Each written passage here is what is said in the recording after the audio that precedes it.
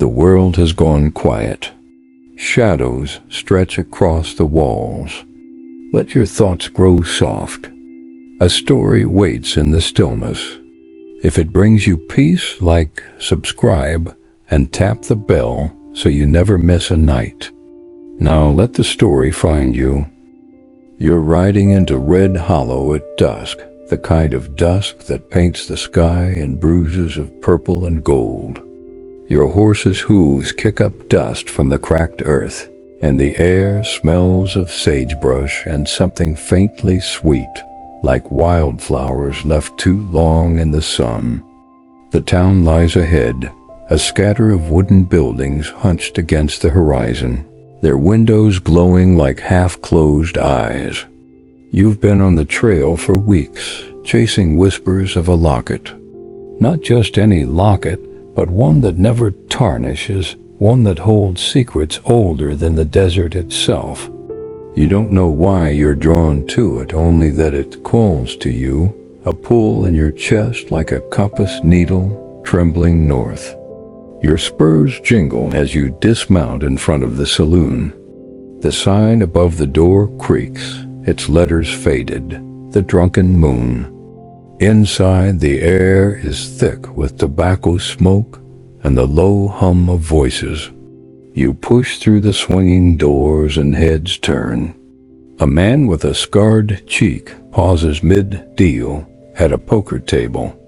A woman in a red dress, her hair piled high, narrows her eyes at you from the bar. You feel the weight of their stares, but you're used to it. A stranger in a town like this is always a story waiting to happen.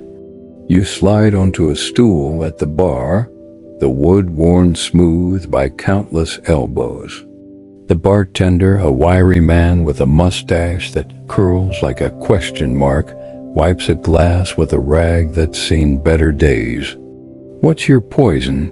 he asks, his voice rough as gravel. You order a whiskey, and as he pours, you lean in, keeping your voice low. "Heard anything about a locket? One that don't tarnish?" His hand pauses, just for a heartbeat, before he sets the glass in front of you. "Folks talk," he says, not meeting your eyes. "But you don't want to chase that tail. It's bad luck." You sip the whiskey. It's burned, steadying your nerves. Bad luck doesn't scare you. You've faced worse than superstition. Bandits, storms, nights so cold, your breath froze in the air. But there's something in the bartender's voice, a tremor that makes you wonder what he's not saying. Before you can press him, the woman in the red dress slides onto the stool beside you. Her perfume is heavy, like roses left to wilt.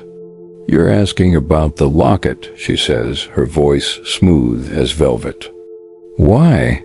You study her. Her name, you learn, is Clara.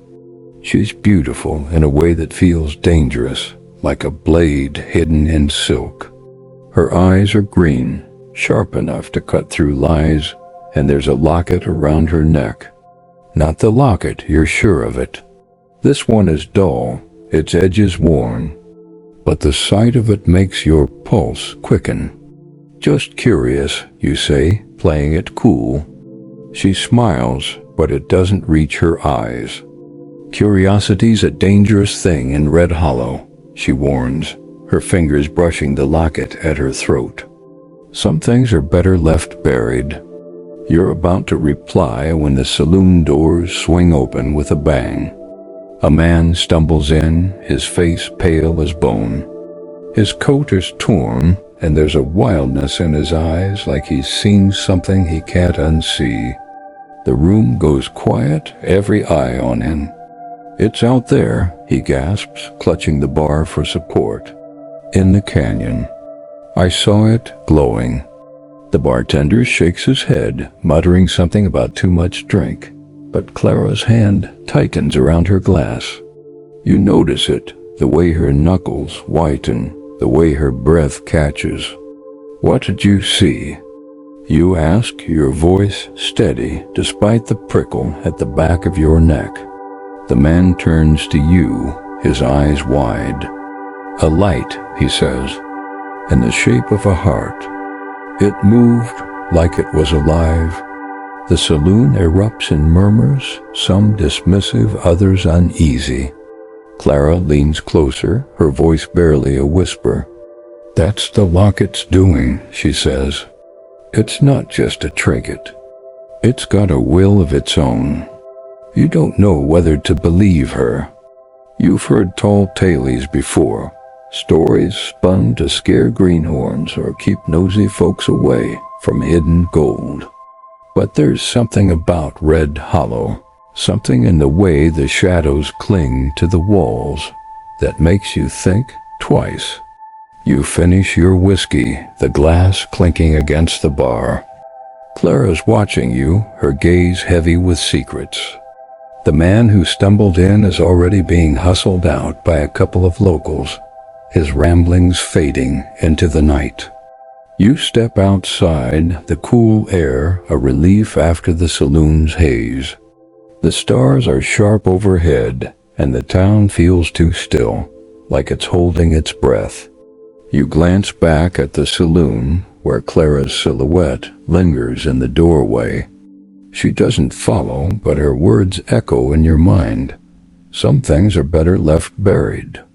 You touch the brim of your hat, a habit when you're thinking, and head toward the boarding house where you'll spend the night. The Locket's out there somewhere in the canyon, and you're not leaving Red Hollow until you find it. But as you walk, the wind carries a faint hum, like a heartbeat pulsing through the dark. It's calling you, and you're not sure if you're ready for what it wants. You wake to the creak of floorboards in the boarding house, the kind of sound that makes you wonder if it's just the old wood settling or something else moving in the dark. Your room is small, the walls papered in a faded pattern of roses, and the single window rattles in its frame as the desert wind pushes against it. You lie still, your hand resting on the revolver under your pillow, listening. The night is quiet now, but the memory of that strange hum from the saloon lingers like a song you can't quite shake. You swing your legs over the side of the bed, the floor cold against your bare feet, and light the oil lamp on the knitstand. Its glow casts long shadows, and for a moment you think you see something move in the corner of the room. Just a trick of the light, you tell yourself, but your heart beats a little faster. You dress quickly, pulling on your boots and hat, the weight of your duster settling over your shoulders. The Locket is on your mind, its pull stronger now, like a thread tugging at your soul. You've heard stories of things like this before, objects that seem to want to be found, that whisper to those who listen. You're not sure if you believe in ghosts, but you've seen enough in your years on the trail to know the world holds more than what meets the eye. You step out into the hallway, the lamp's light flickering against the walls, and make your way downstairs. The boarding house is silent, the other guests either asleep or out in the night. The woman who runs the place, Mrs. Hargrove, is nowhere to be seen, but a plate of cold biscuits sits on the counter, left for early risers or late wanderers like you. Outside, Red Hollow is cloaked in moonlight, the building silvered and still. You head toward the livery stable to check on your horse, but your steps slow as you pass the alley beside the general store. There's a figure there, half hidden in the shadows, leaning against the wall. You squint, your hand hovering near your gun. It's Clara, her red dress swapped for a dark shawl that blends with the night. She's smoking a thin cigarette, the tip glowing like a tiny ember. "Couldn't sleep?" she asks, her voice low, teasing. You don't answer right away, just watch her, trying to read the curve of her smile. She knows something, and you're not leaving until you find out what. You're up late, you say, stepping closer. The alley smells of dust and old wood, and the moonlight catches the locket at her throat, the one that's not the locket but still makes your skin prickle. She exhales a plume of smoke, her eyes never leaving yours. "This town don't sleep easy," she says. "Not when the canyon's awake." You ask her what she means, and she laughs, soft and bitter. "You felt it, didn't you? Last night, that hum. It's the Locket. It's been calling folks for years, and most of them don't come back." You lean against the wall beside her, keeping your distance but close enough to see the way her fingers tremble as she stubs out her cigarette. She's scared, you realize, but she's good at hiding it. "Tell me about it," you say, your voice calm, like you're asking about the weather. Clara hesitates, her gaze flicking to the mouth of the alley, as if she's worried someone might be listening. Then she starts talking, her words slow, deliberate. "It belonged to a woman named Eliza," she says. "She came to Red Hollow 50 years ago, looking for her husband. He'd gone missing in the canyon, chasing gold. She wore that locket every day, said it was his promise to her that it'd keep her safe. But it didn't." You listen, the night pressing in around you. Eliza, Clara says, was found dead in the canyon, her body untouched but her eyes wide open, like she'd seen something terrible. The locket was gone, and ever since, folks have claimed to see a light out there, heart-shaped, moving through the dark. Some say it's Eliza's spirit, still searching for her husband. Others say the locket itself is alive, cursed to draw people to their doom. You ask Clara if she believes it, and she shrugs, her shawl slipping to reveal the curve of her shoulder.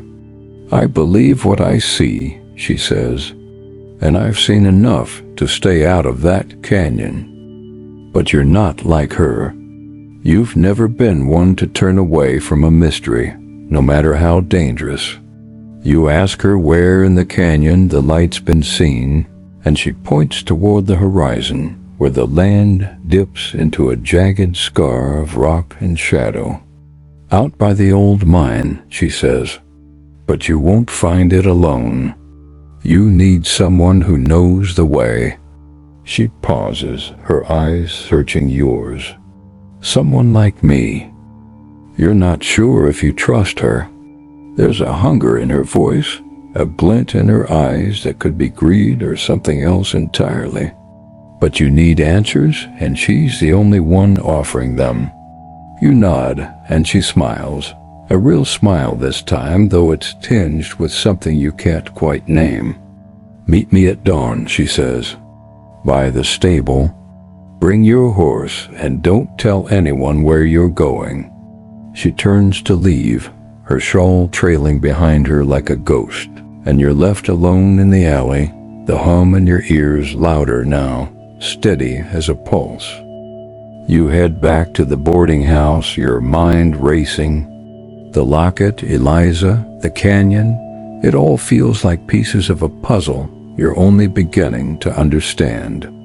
You lie down, but sleep doesn't come easy. The wind howls outside, and every creak of the house sounds like a whisper, urging you toward the canyon. You close your eyes, and in the darkness you see it, a heart-shaped light, glowing, calling. You're not sure if it's a dream or something more, but you know one thing for certain. Tomorrow you're riding out with Clara, and whatever's waiting in that canyon, you're going to face it. You're up before the sun, the sky outside your window a deep indigo, streaked with the first hints of dawn. The boarding house is still asleep, its silence heavy, broken only by the faint creak of your boots as you gather your gear. Your revolver is a familiar weight at your hip, and you sling your canteen over your shoulder, the leather strap worn from years on the trail.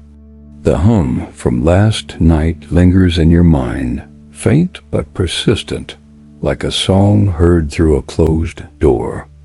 You step outside, the air crisp, carrying the scent of dew and distant sage.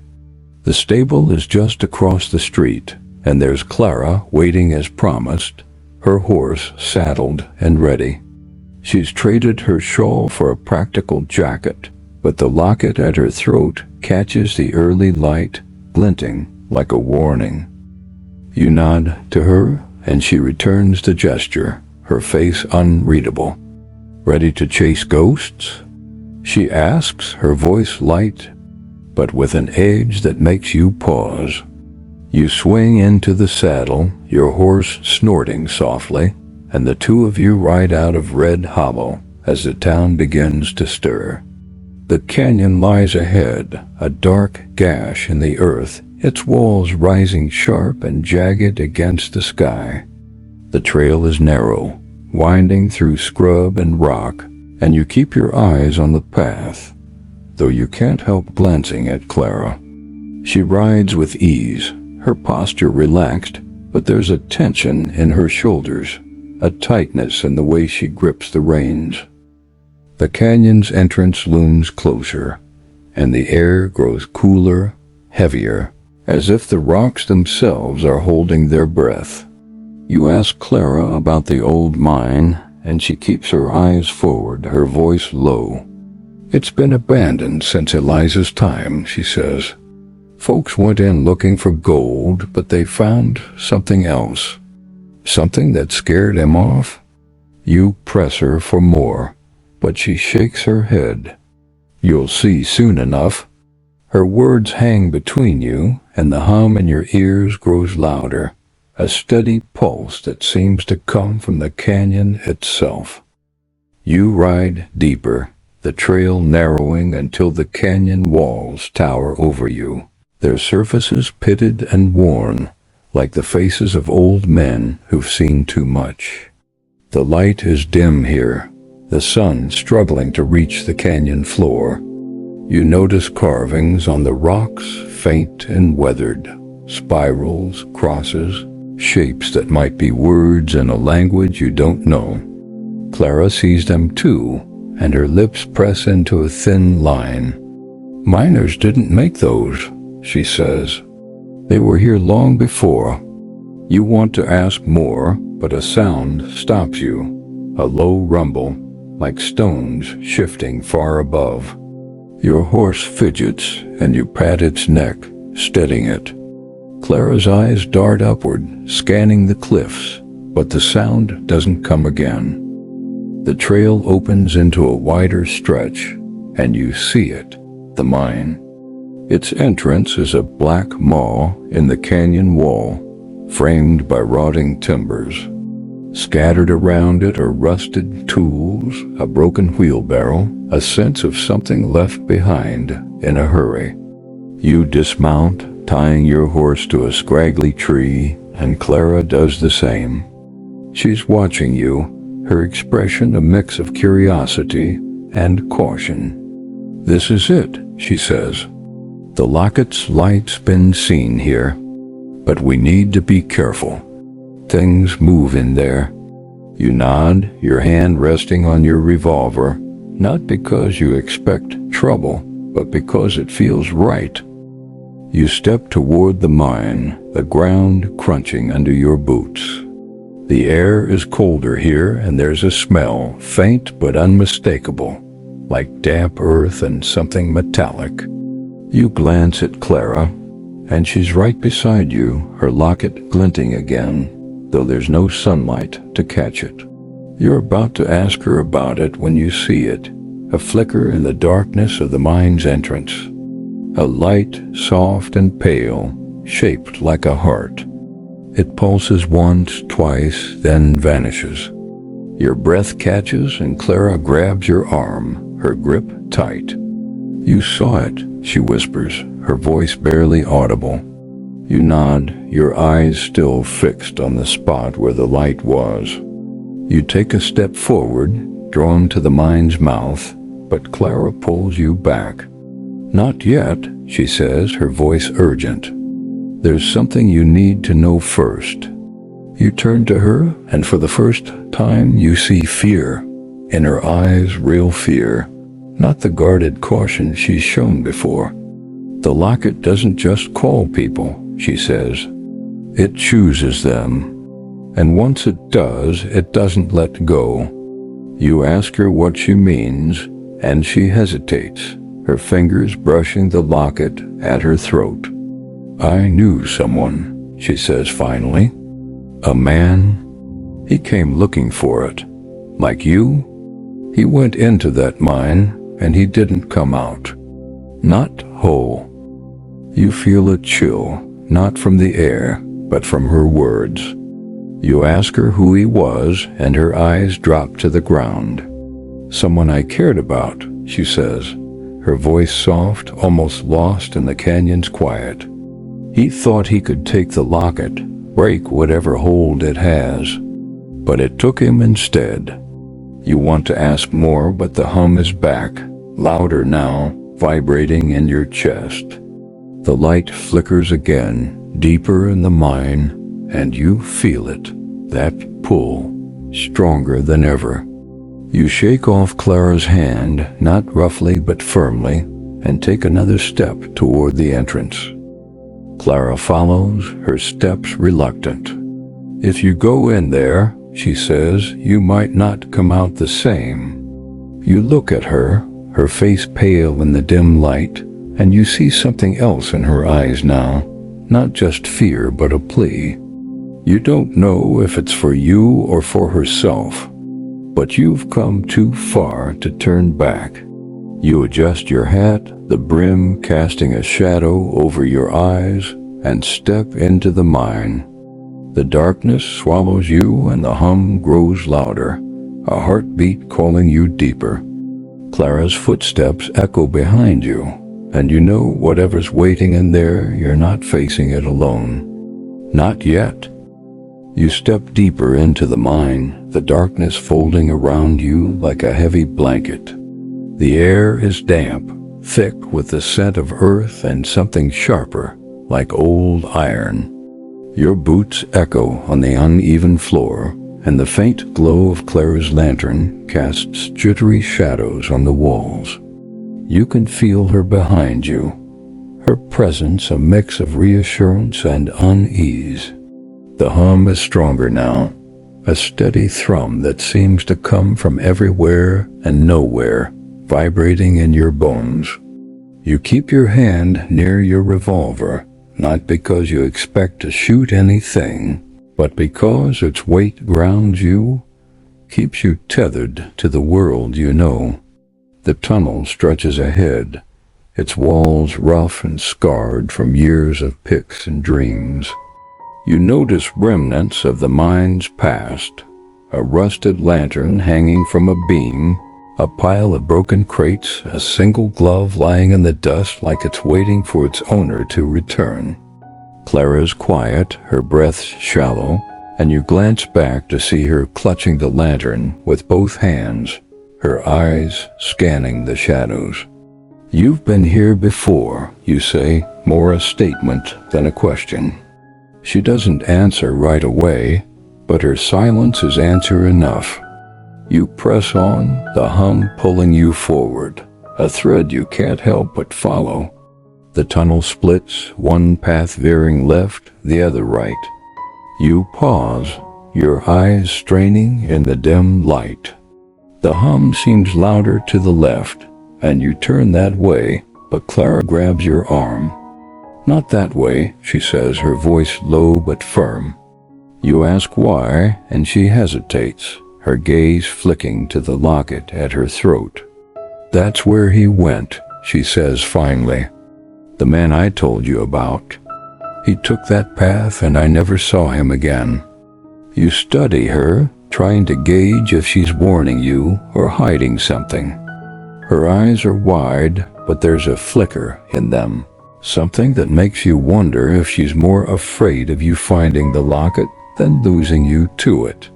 You shake off her hand, gently this time, and choose the left path. She follows, her lantern casting a trembling circle of light. The tunnel narrows, the ceiling low enough that you have to duck in places. The walls are damp now, glistening like they're sweating, and the air feels heavier, pressing against your chest.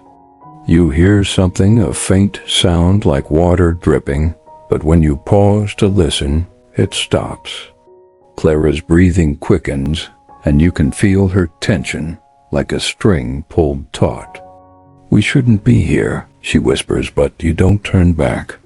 The hum is too strong, and you can see it now, that heart-shaped light flickering far down the tunnel. You move faster, your boots slipping on the slick floor. The light pulses, brighter now, and you feel a strange warmth, like the locket is reaching out to you, welcoming you. Clara's voice breaks through, sharp and urgent. "Stop!" You turn, and she's pointing at the wall. There, carved into the stone, is a symbol, a heart with a line through it, like a warning or a curse. "That wasn't here before," she says, her voice trembling. You touch the carving, your fingers tracing its edges.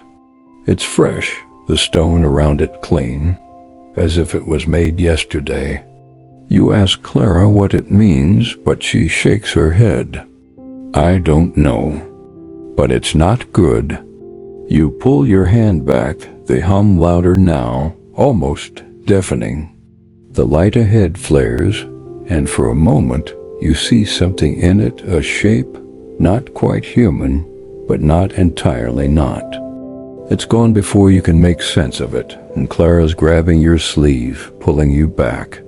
"We need to go," she says, her voice breaking. But you can't.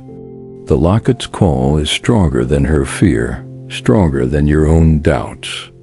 You take another step, and the ground shifts under you, a low rumble that makes the walls tremble. Dust sifts down from the ceiling, and Clara's lantern flickers, nearly going out.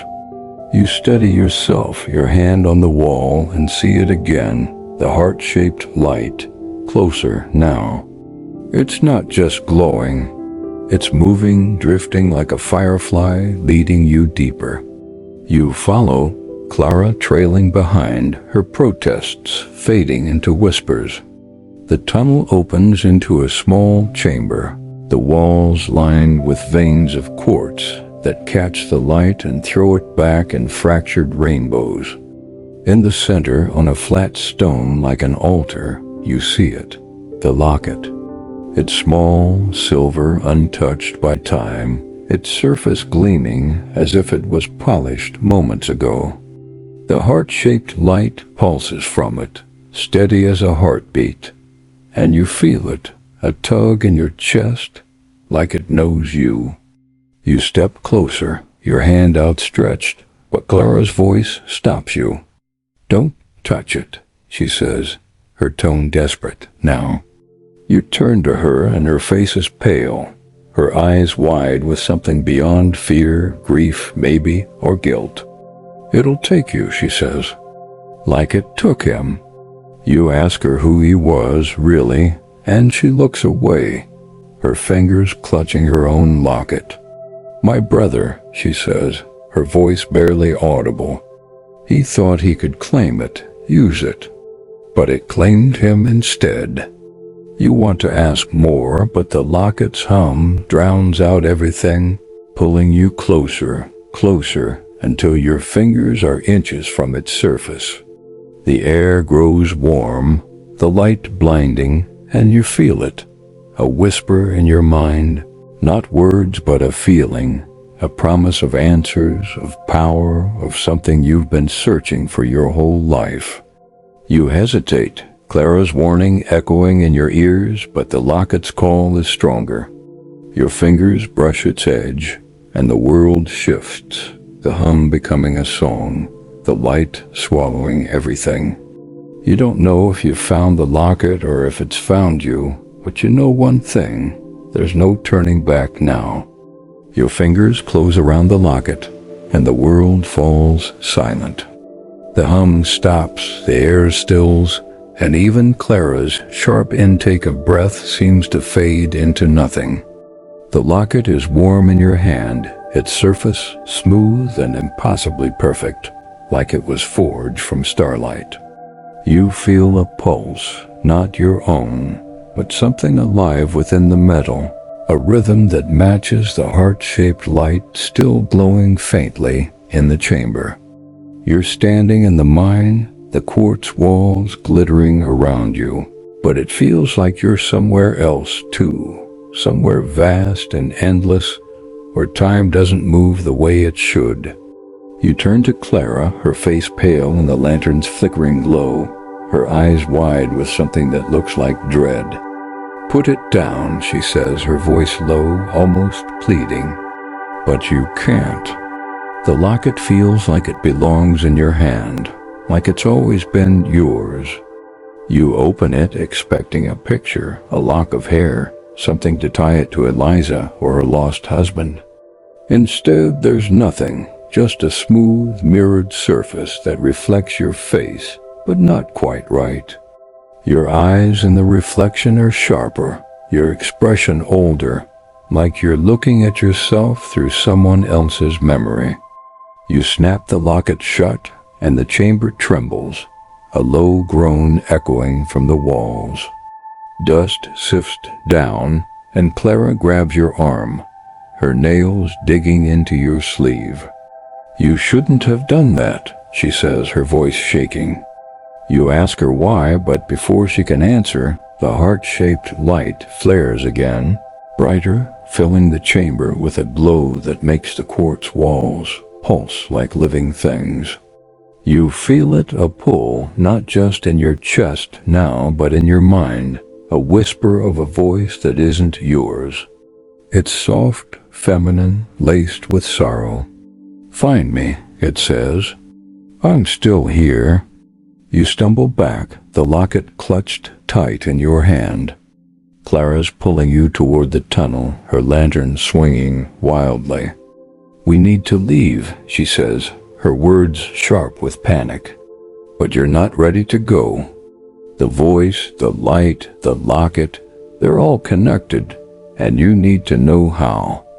You shake off her grip and hold the locket up, its surface catching the light and throwing it back in 1,000 tiny sparks. "Who's there?" You call into the chamber, your voice echoing off the walls.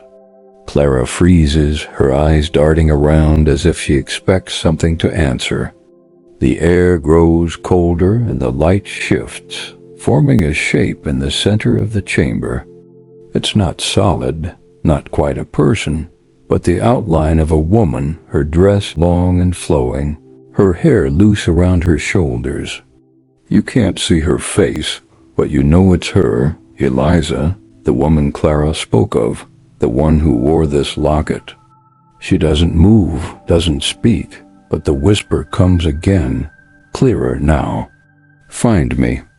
In the heart of the canyon, you feel a chill, not from fear but from the weight of her words, the longing in them.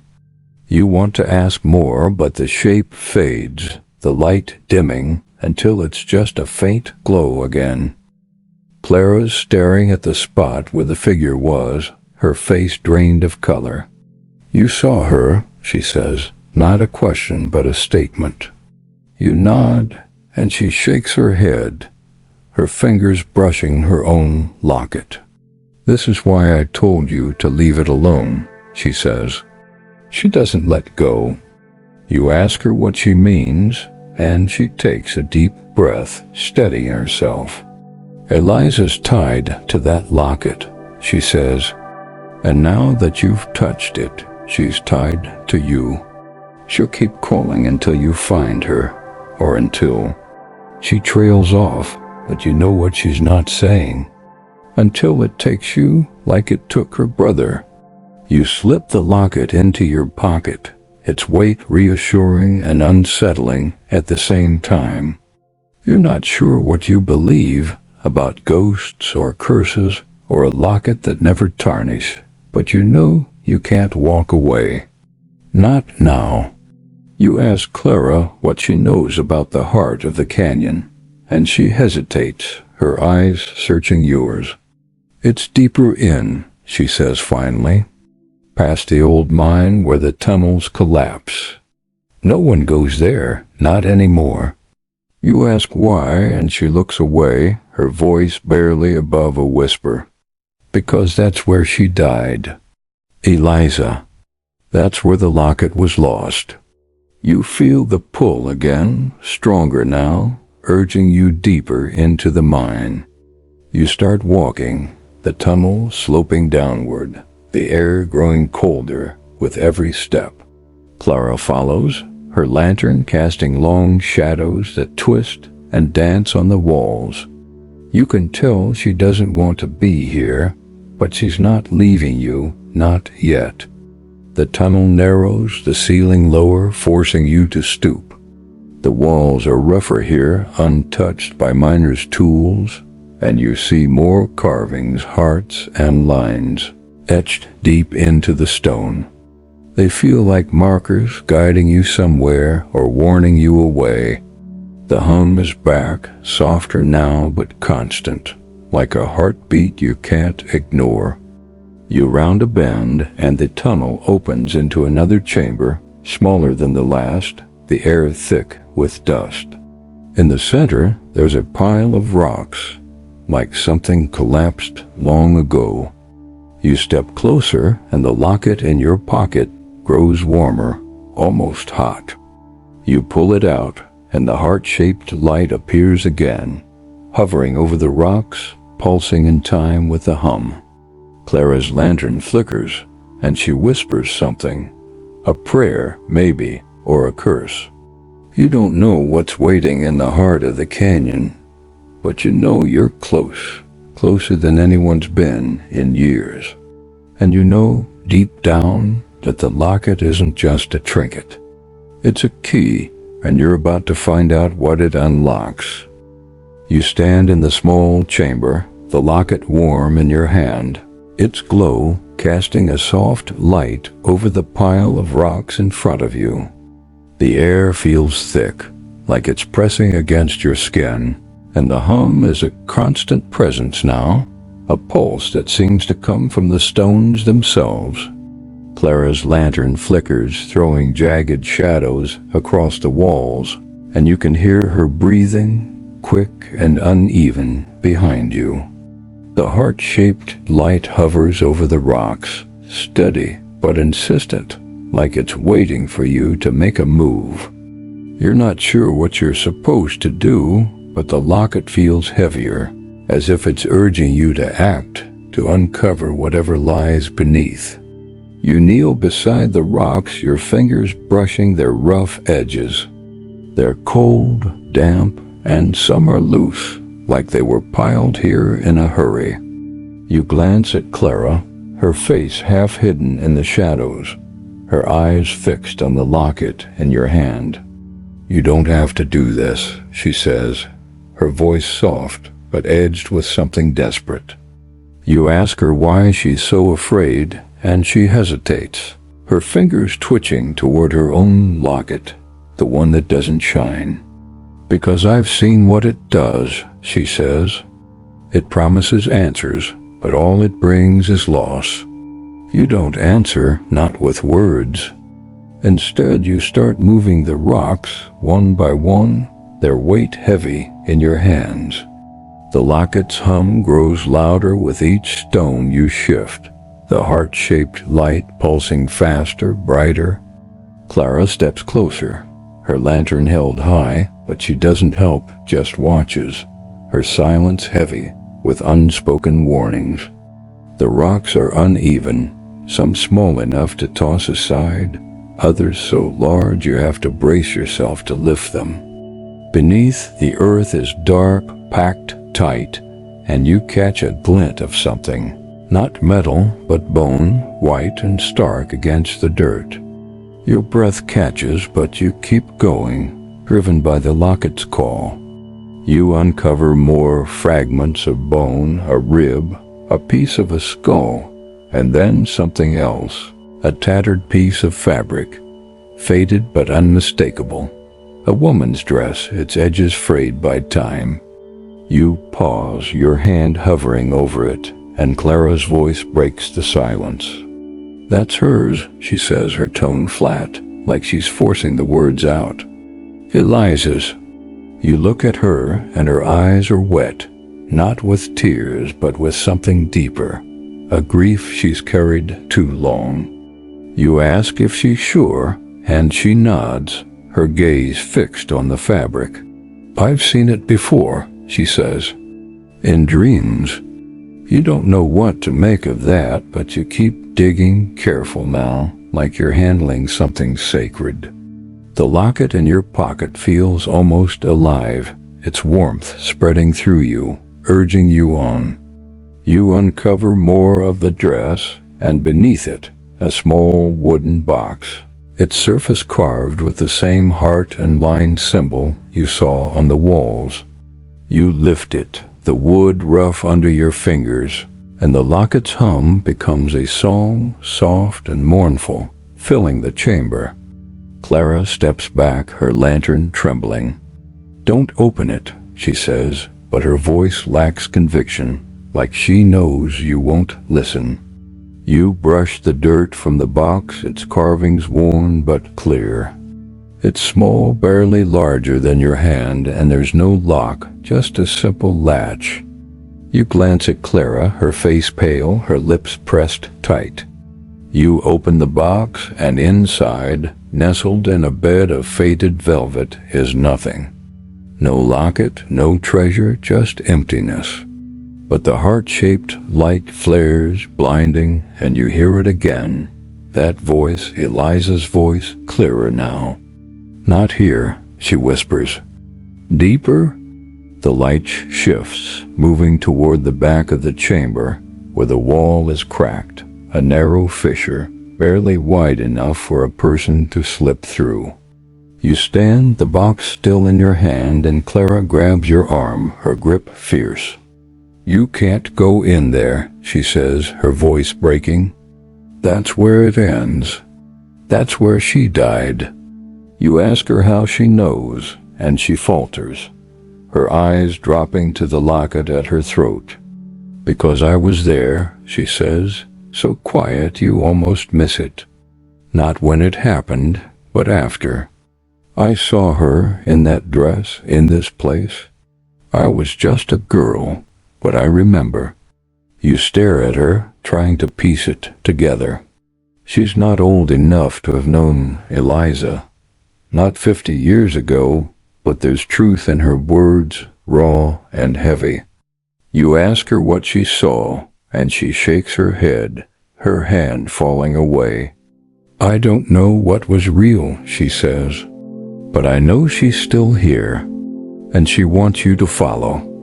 You look at the fissure, the heart-shaped light pulsing within, beckoning. The locket in your pocket is burning now, not painful, but insistent, like it's part of you. You step toward the fissure, and Clara follows, her lantern casting a weak glow. "If you go," she says, "I'm coming with you." I owe her that much. You don't ask why, not yet. There's too much you don't understand, but the locket's pull is stronger than your questions. You squeeze through the fissure, the walls tight against your shoulders, the air cold and sharp. The hum is everywhere now, a chorus of whispers, and the light leads you deeper, into a tunnel that feels older, untouched by miners or time. The walls are smooth, almost polished, and the carvings are back, hearts and lines, spiraling into patterns that make your head spin. Clara's behind you, her lantern barely keeping up, and you can hear her muttering words you can't make out. The locket song is louder, guiding you, and you know you're closer to Eliza, to the heart of the canyon, to whatever truth the locket holds. But you also know deep down that some truths come at a cost, and you're about to find out what it is. You move through the narrow tunnel, the walls so close they brush your shoulders, their smooth surfaces cold against your skin. The heart-shaped light drifts ahead, its glow soft but unwavering, leading you deeper into the canyon's heart. The locket in your pocket pulses, warm and alive, its rhythm matching the hum that fills the air, a song that's both a lullaby and a warning. Clara's behind you, her lantern casting a faint, flickering light, its beam barely reaching the walls. Her footsteps are hesitant, and you can hear her breathing, quick and shallow, like she's fighting to keep her nerve. You don't blame her.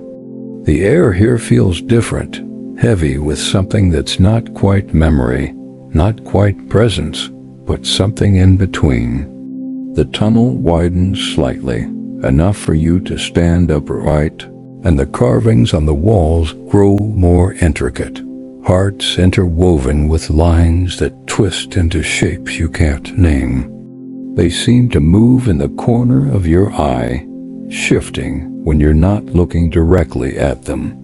You pause, your fingers tracing one of the patterns, and it feels warm, like the locket, like it's alive.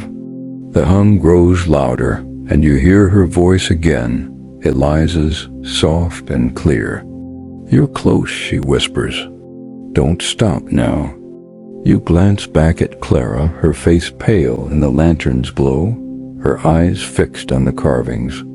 "You hear it too," you say, and she nods, her lips tight, like she's afraid to speak. You keep moving, the light guiding you, the locket's warmth spreading through your chest. The tunnel slopes downward, the air growing colder, damper, with a faint metallic tang that reminds you of blood, though there's no trace of it here. You see something ahead, a glimmer in the darkness, and your heart quickens. The tunnel opens into a cavern, vast and echoing, its ceiling lost in shadow.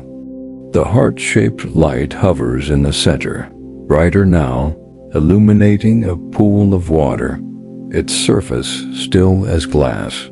The locket's hum is a chorus now, filling the cavern, and you feel it, a pull so strong it's like the locket is part of you, urging you toward the pool. You step closer, your boots echoing on the stone floor. The water is clear, impossibly so, and you can see the bottom smooth and lined with the same heart-shaped carvings. Something glints down there, not the locket in your hand, but something else, something that makes your breath catch. You kneel at the edge, peering into the depths, and Clara's beside you, her lantern trembling. "Don't," she says, her voice barely a whisper. "You don't know what's down there, but you do. Or at least you think you do." The locket's song is telling you, showing you, images flickering in your mind. Eliza standing here, her dress flowing, her hands clutching the locket, her eyes full of hope and fear. You reach into the water, its coldness shocking, biting at your skin. Your fingers brush something solid, and you pull it out. A small silver ring, simple but perfect, its surface untarnished, like the locket. It's warm like the locket, and when you hold it, the heart-shaped light flares, filling the cavern with a glow that makes the walls shimmer. Eliza's voice comes again, louder now, urgent. "He's here," she says. "Find him." You look at the ring, then at Clara, and her face is a mask of grief. Her eyes wet with tears, she's fighting to hold back. "That was his," she says, her voice breaking. "Her husband's. She wore it after he disappeared." You slip the ring into your pocket, next to the locket, and the hum shifts, becoming a melody, mournful but beautiful. You ask Clara what happened to him, and she shakes her head, her hands clenched at her sides. No one knows, she says. He went looking for gold deeper in the canyon and never came back. She followed with the locket, thinking it would lead her to him. But it led her here. You look at the pool, the carvings, the light, and you understand. This place, this cavern, it's the heart of the canyon, the place Eliza was searching for. And now you're here, holding her locket, her husband's ring, and you feel her presence, not as a ghost, but as something more, a longing that's kept her tethered to this place. You stand, the locket and ring heavy in your pocket, and the heart-shaped light moves again, drifting toward a narrow passage at the far end of the cavern. You know you have to follow, but Clara grabs your arm, her grip fierce. This is where it ends, she says, her voice raw. She died here, and so will you if you keep going. You look into her eyes, and you see it, not just fear, but guilt, like she's carrying a secret too heavy to bear. You ask her what she's not telling you, and she looks away, her fingers brushing her own locket. I was here, she says again, her voice barely audible. When I was a girl, I saw her, or something like her. I ran, and I've been running ever since. You don't know what to say, but the locket's pull is stronger than her words, stronger than the fear in her eyes. You gently pry her hand from your arm and step toward the passage, the heart-shaped light leading the way. The home is a song now, full of sorrow and hope, and you feel Eliza with you, her presence guiding you deeper. Clara follows, her lantern dimming, her steps reluctant but steady. The passage is tight, the walls closing in, and the air feels alive, charged with something you can't name. You know you're close to something, maybe answers, maybe danger, but the locket and the ring are warm against your skin, and you know you can't stop now, not when you're so close to the truth. You squeeze through the narrow passage, the walls grazing your shoulders, the air so cold it stings your lungs. The heart-shaped light drifts ahead, its glow steady but faint, like a candle struggling against the dark. The locket and ring in your pocket are warm, their heat a contrast to the chill around you, and the hum is softer now, a whisper that seems to come from inside your own head. Clara's behind you, her lantern barely illuminating the path, its light flickering as if it's afraid to shine too brightly. You can hear her footsteps, uneven, and her occasional murmurs, words you can't make out but that carry the weight of regret. You want to ask her more, to unravel the secrets she's holding, but the pull of the locket keeps you moving, deeper into the canyon's heart. The passage opens into a small, dome-like chamber, its walls smooth and curved like the inside of a skull. The heart-shaped light hovers in the center, pulsing slowly, and you see something new, a stone pedestal, rough-hewn but deliberate, standing alone in the middle of the room. On it, there's a carving, another heart with a line through it, identical to the ones you've seen before, but this one feels different, heavier, like it's the source of all the others. The locket in your pocket hums louder, and the ring grows warmer, almost burning, as if they're responding to the pedestal, to this place. You step closer, your boots echoing in the quiet. The air here is still, but it feels alive, charged with something that makes your skin prickle. You reach out, your fingers brushing the carving, and the heart-shaped light flares, bright enough to make you squint. Eliza's voice comes again, clear and close, like she's standing beside you. "He's here," she says, "but you must choose." You don't know what she means, but the words settle in your chest, heavy and final. You turn to Clara, her face pale in the lantern's glow, her eyes wide with something that looks like recognition. "You've seen this before," you say, and she nods, her lips trembling. "This is where I saw her," Clara says, her voice barely above a whisper. "When I was a girl, I followed my brother here after he got obsessed with the locket. He stood right where you are, and then—" She trails off, her hand clutching her own locket, the one that doesn't shine. You ask her what happened, and she takes a shaky breath. "He changed," she says. "He found something, not the locket, but something else, and it took him. He wasn't my brother anymore when he came out."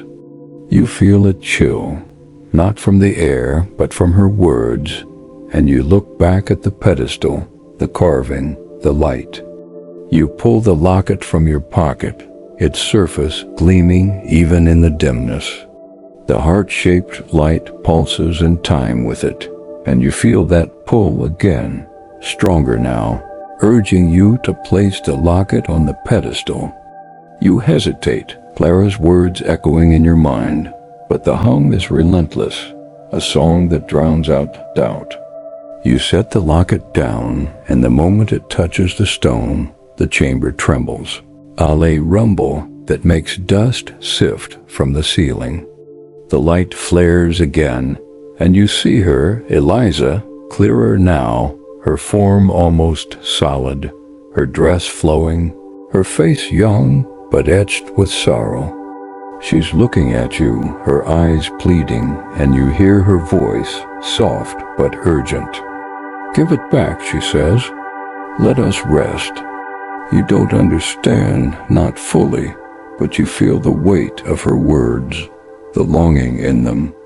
You reach for the ring in your pocket, and it's almost too hot to hold, but you place it beside the locket on the pedestal. The hum becomes a chord, a sound that fills the chamber, and the light shifts, splitting into two shapes, one brighter, one fainter. You see them now, Eliza and another figure, a man, his outline less distinct but familiar, like a shadow of someone you've never met.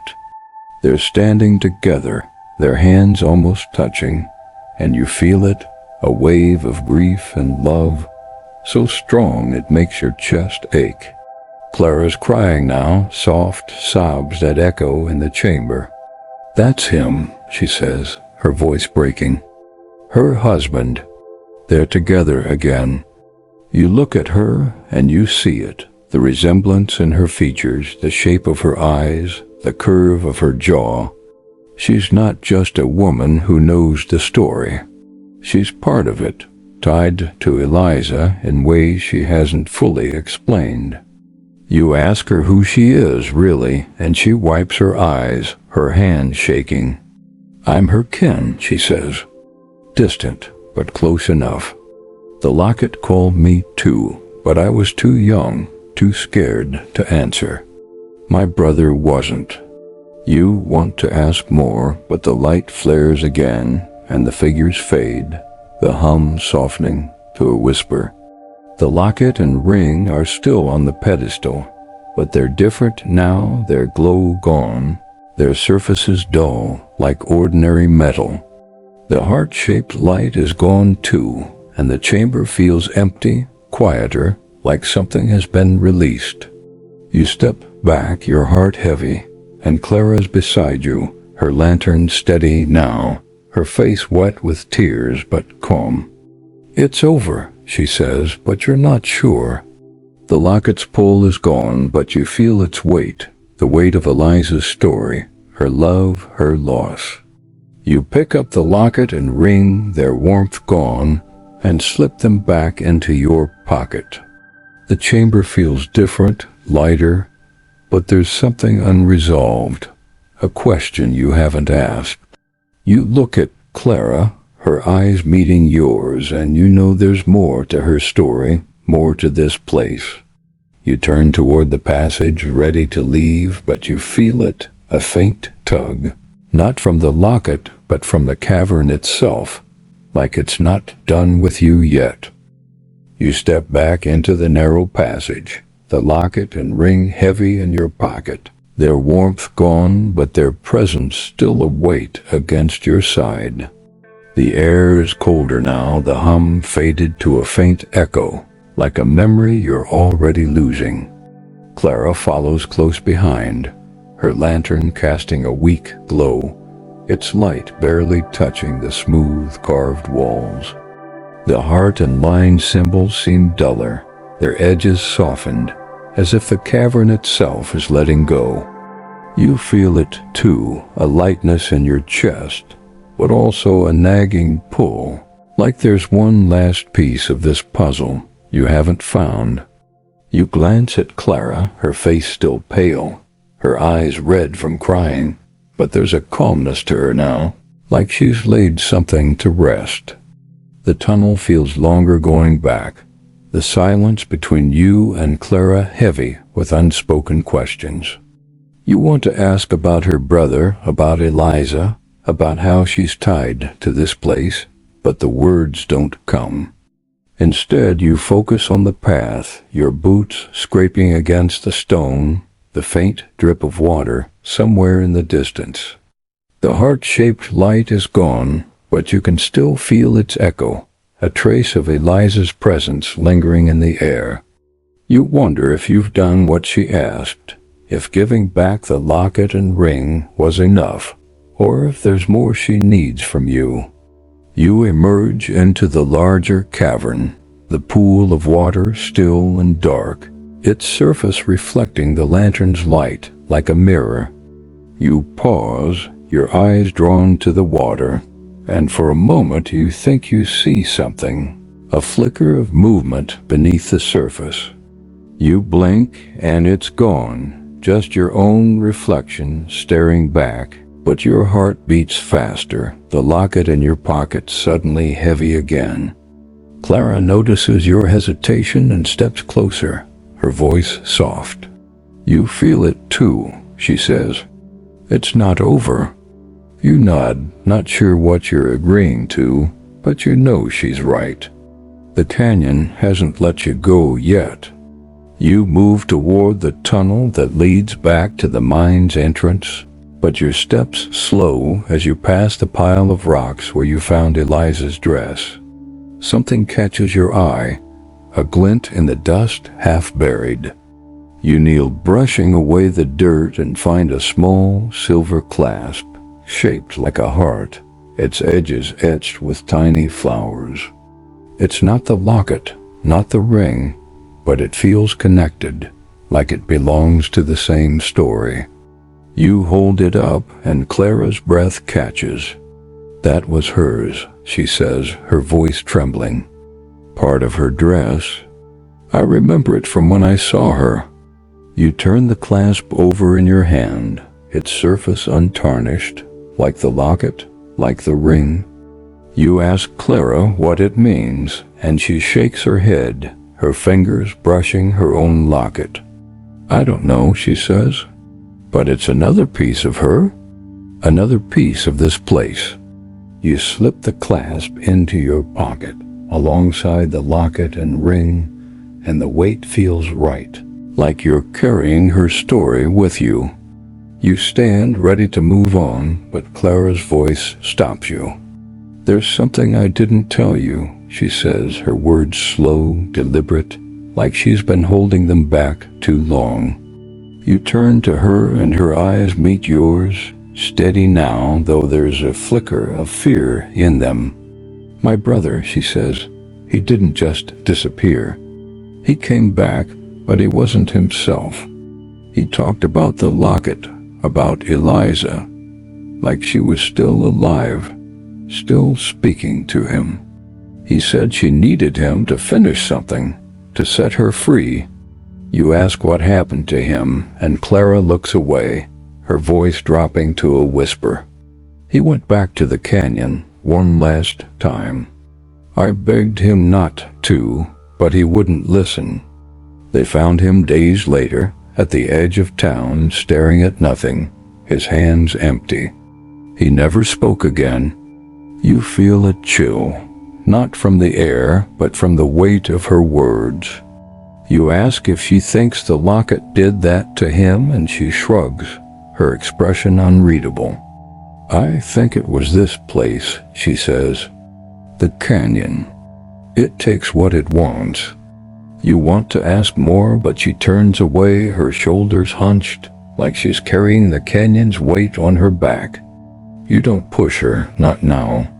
The clasp, the locket, the ring, they're all burning in your pocket, and you know you're not done here, not yet. You head toward the tunnel, the lantern's light guiding you back through the mine. The air grows warmer as you near the entrance, the smell of dust and sagebrush welcoming you like an old friend. You step out into the canyon, the sky above a deep blue, the stars just beginning to show. Your horse is still tied to the tree, and you untie it, the familiar creak of the saddle grounding you. Clara mounts her horse, her face still pale but resolute. "You're going back, aren't you?"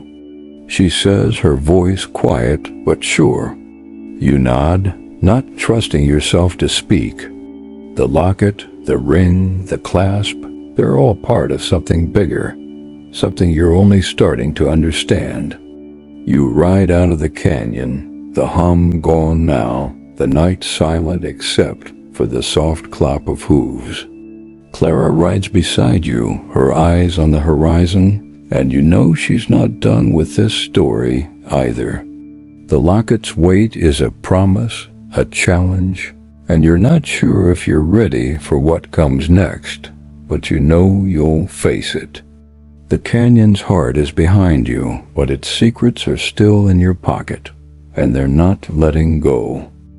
You ride back into Red Hollow under a sky heavy with stars, the town quiet except for the distant howl of a coyote. The locket, ring, and clasp sit heavy in your pocket, their weight a constant reminder of the canyon's secrets. Clara rides beside you, her face half hidden in the shadow of her hat, her silence louder than words. You can feel the town watching as you pass, the saloon's windows glowing faintly, the boarding house dark and still. You dismount at the stable, your horse snorting softly as you tie it up, and Clara does the same, her movements slow, like she's carrying more than just her own weight.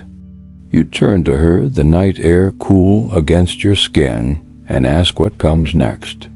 She looks at you, her eyes catching the starlight, and for a moment you think she might not answer. "You've got her things," she says finally, her voice low, steady. "The locket, the ring, the clasp. They're hers, Eliza's, and they're yours now. But they come with a price." You ask what she means, and she steps closer, her fingers brushing the locket at her throat, the one that's dull, ordinary, nothing like the one in your pocket. "They're a promise," she says. "She wanted to be found, and you found her. But she's not done with you." You feel a prickle at the back of your neck, not fear, but something close. A sense that the story you've been chasing isn't over. You pull the locket from your pocket, its surface still gleaming, untouched by time. The ring and clasp are there too, and when you hold them, you feel it again, that faint hum, softer now but still alive, like a heartbeat you can't ignore. You ask Clara what Eliza wants, and she shakes her head, her expression unreadable. "To rest," she says, "or to be remembered. Maybe both. But you're the one holding her now. You decide." You look down at the locket, its heart-shaped glow gone, but its weight heavy with meaning. You think of Eliza, her dress in the mine, her voice in the cavern, her love for a man who never came back. You think of Clara, her brother lost to this same story, her grief a shadow that follows her still. You wonder if you're part of it now, if the canyon's claimed you too, or if you can walk away. You slip the locket, ring, and clasp back into your pocket, and the night feels heavier, like it's waiting for your choice. You walk toward the boarding house, Clara at your side, her lantern long since extinguished. The town is asleep, but you feel eyes on you, not from the windows, but from somewhere else, somewhere deeper. You stop at the door, your hand on the knob, and turn to Clara. "Will you stay?" You ask, not sure if you mean in Red Hollow or in this story. She smiles, a small, sad smile, and shakes her head. "I've been running from her my whole life," she says. "But you're different. You're not afraid to listen." She touches her locket, then lets her hand fall. "Keep them safe," she says, "and don't come back to the canyon." You watch her walk away, her figure blending into the shadows, and you're alone with the night, the locket, and the choice you haven't made. You step inside, the boarding house creaking around you, and climb the stairs to your room. The locket, ring, and clasp sit on the knit stand, their surfaces catching the moonlight, and you lie down, staring at them.